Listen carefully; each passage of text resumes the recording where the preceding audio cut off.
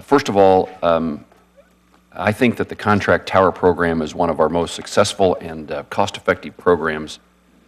And as you would have noticed in the last year or so, this Congress has demonstrated a significant bipartisan support for that program. My question is, what does the President's budget, as well as what is your personal thoughts about the program?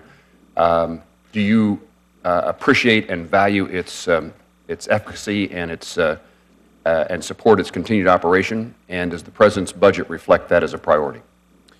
Thank you for the question, Senator. The FY 2015 budget does include funding to continue to operate the contract tower program. To answer that part of your question, would that be at a level that's sufficient to keep the contract towers that are operational today continuing to operate? That's correct. Yes, Thank sir. you. Yes, sir.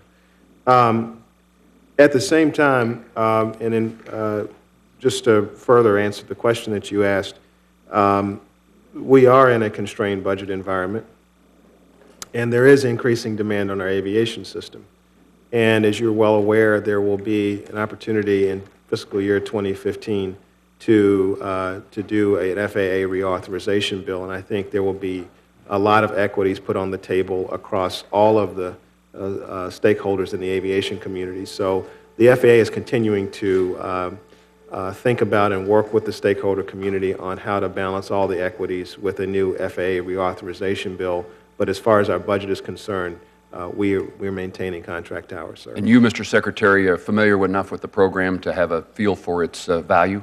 Well, first of all, I think in general, I have a very deep and abiding interest in making sure communities across America are connected to the 21st century economy, and being connected to the national airspace is part of that connection. So I think you won't have any hesitation from me to try to do everything I can to make sure communities across America are continuing to be connected. I appreciate that. I think sometimes I think when I ask questions about general aviation, it's thought of as Senator Moran is from Kansas. It's a place that we manufacture lots of general aviation aircraft. Clearly true, and have a great regard for that aspect of general aviation. But I sometimes think it's forgotten that rural America has a great interest, a lot at stake in whether or not our smaller community airports have the ability, as you described, to access a global economy.